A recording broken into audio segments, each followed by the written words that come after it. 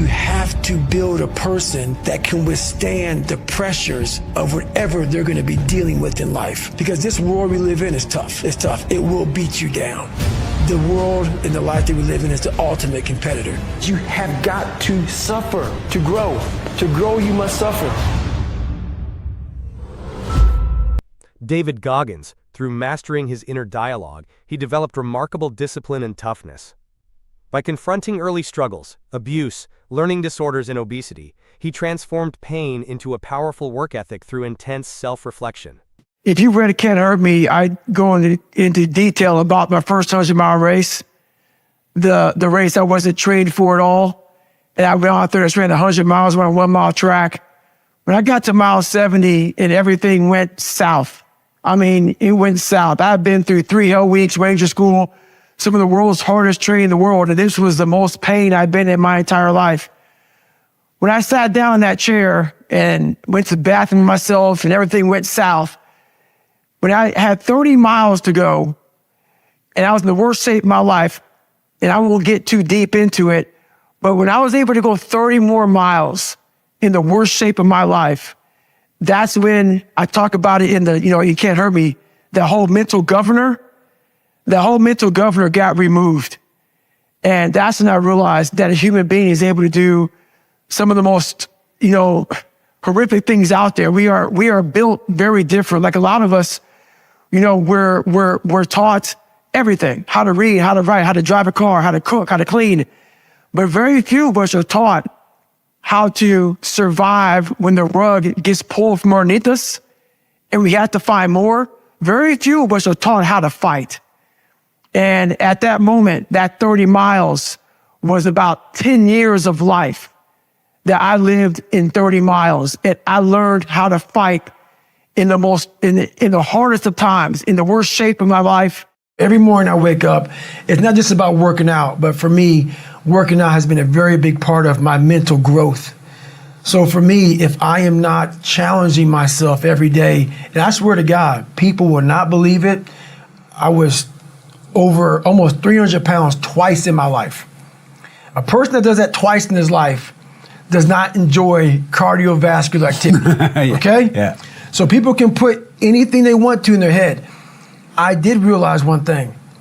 The things I don't enjoy that I still do, that's where growth is at. And that's, for me, the only place growth is at, is in that very uncomfortable, in that uncomfortable zone. Yeah. So I have to visit it every single day.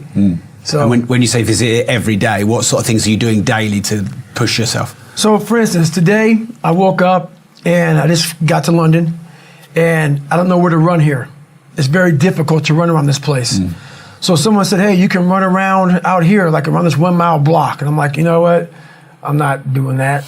So I went down to the gym and there's this like crazy elliptical trainer, but it's not a normal elliptical trainer.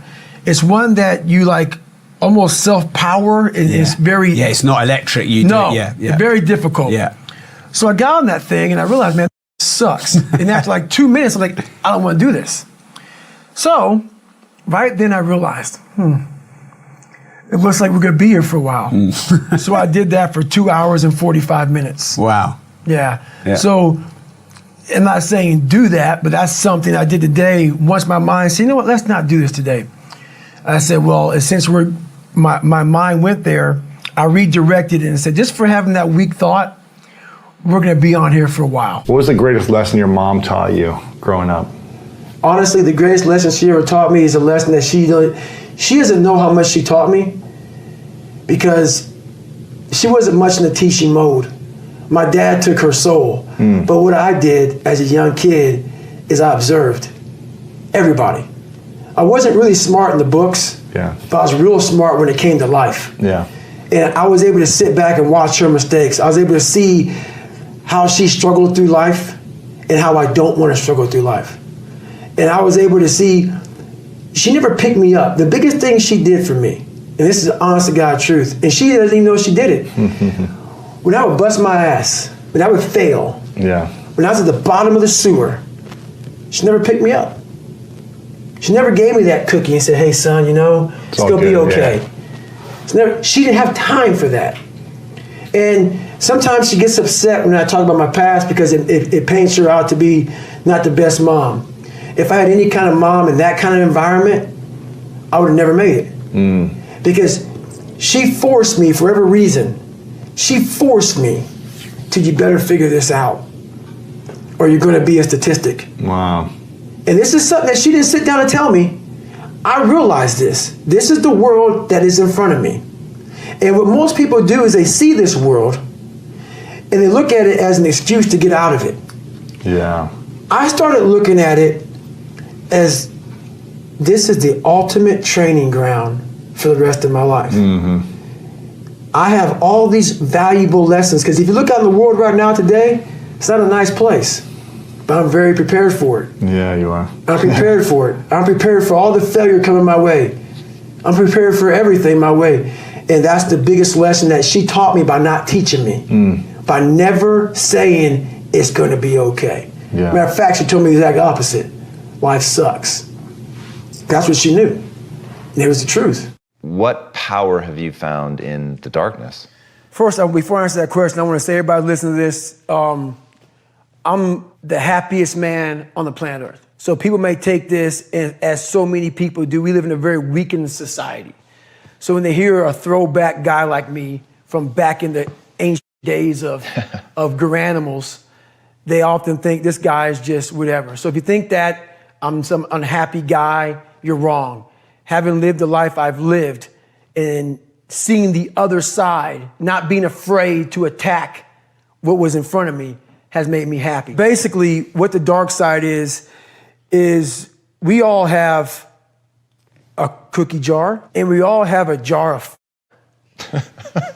That's its official name. It's a jar of man, where it just ain't going right.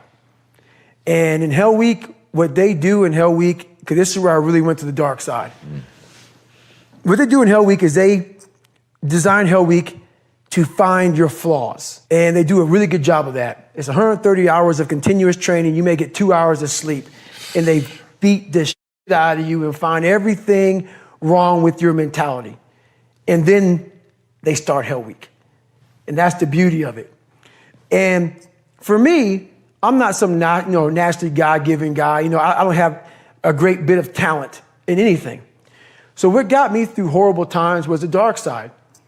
My name is David Goggins. I created Goggins. Goggins is the guy that can take anything you put in front of him. You want to break my legs? So be it. I have a way of going to a place like I did in that race where all the pain and suffering that they put on top of me in Hell Week, I will reverse that pain and suffering and I will take your soul. So every instructor that put me through BUD/S, my job, what drove me, was I wanted you to go home that night after you beat the living shit out of me and I smiled in your face. I wanted you to feel worse than I did and you were going home to a nice warm bed with your wife or your kids and a nice meal, and I was still out there in the grip, suffering for another 100 hours. I wanted you to think about me knowing that I'm comfortable being very uncomfortable.